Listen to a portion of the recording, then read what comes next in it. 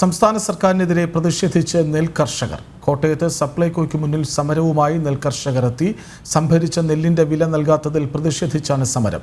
ഉഷ്ണതരംഗം മൂലമുണ്ടായ കൃഷിനാശത്തിന് സർക്കാർ നഷ്ടപരിഹാരം നൽകണമെന്നാണ് കർഷകരുടെ ആവശ്യം. വിവരങ്ങളുമായി മിഥുൻ അയ്യപ്പൻ ചേരുന്നു. മിഥുൻ, കർഷകർ എന്തു പറയുന്നു?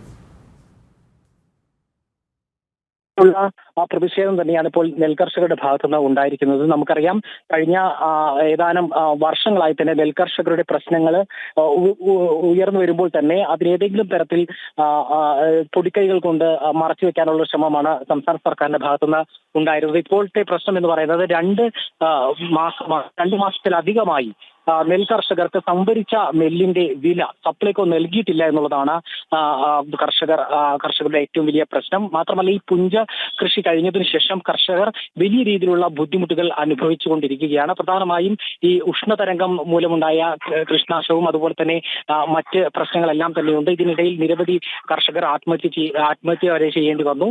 ഒപ്പം തന്നെ ഈ സംഭരിച്ച നെല്ലിന്റെ വില നൽകിയിട്ടില്ല എന്നത് മാത്രമല്ല, പുതുതായുള്ള നെല്ല് സംഭരണവും പലയിടങ്ങളിലും പ്രതിസന്ധിയിലാണ് എന്നാണ് ഇപ്പോൾ കർഷകർ ആരോപിക്കുന്നത്. അത്തരത്തിൽ വലിയ ബുദ്ധിമുട്ടുകൾ നേരിടുമ്പോഴാണ് ഇപ്പോൾ പ്രത്യക്ഷമായിട്ടുള്ള സമരത്തിലേക്ക് കോട്ടയം സപ്ലൈകോയ്ക്ക് മുന്നിൽ കർഷകർ എത്തിയിരിക്കുന്നത്. സിനിമാ താരം കൂടിയായിട്ടുള്ള കൃഷ്ണമാരടക്കമുള്ളവരാണ് ഈ പ്രതിഷേധവുമായി എത്തിയത്. 100 കണക്കിന് കർഷകർ ഈ പ്രതിഷേധത്തിലുണ്ട്. ചങ്ങനാശ്ശേരി അതിരൂപത സഹായ മെത്രാൻ മാർ തോമസ് റയിലാണ് സമരം ഉദ്ഘാടനം ചെയ്തിട്ടുള്ളത്. കഴിഞ്ഞ തവണ ഇത്തരത്തിലുള്ള പ്രശ്നങ്ങൾ ഉയർത്തു വന്നപ്പോഴും ഇത്തരത്തിലുള്ള ഇതുമായി ബന്ധപ്പെട്ടുള്ള സമരങ്ങൾ ഉയർത്തിയപ്പോഴും എല്ലാം തന്നെ എത്രയും പെട്ടെന്ന് തന്നെ പരിഹാരം കാണാമെന്നും അതുപോലെ തന്നെ പ്രതിഷേധിച്ചവർക്കെതിരെ ശക്തമായിട്ടുള്ള ആരോപണങ്ങൾ ഉയർത്തുകയാണ് സർക്കാർ കേന്ദ്രങ്ങളും അതുപോലെ തന്നെ CPM അടക്കമുള്ള കക്ഷികളെല്ലാം ചെയ്തത്.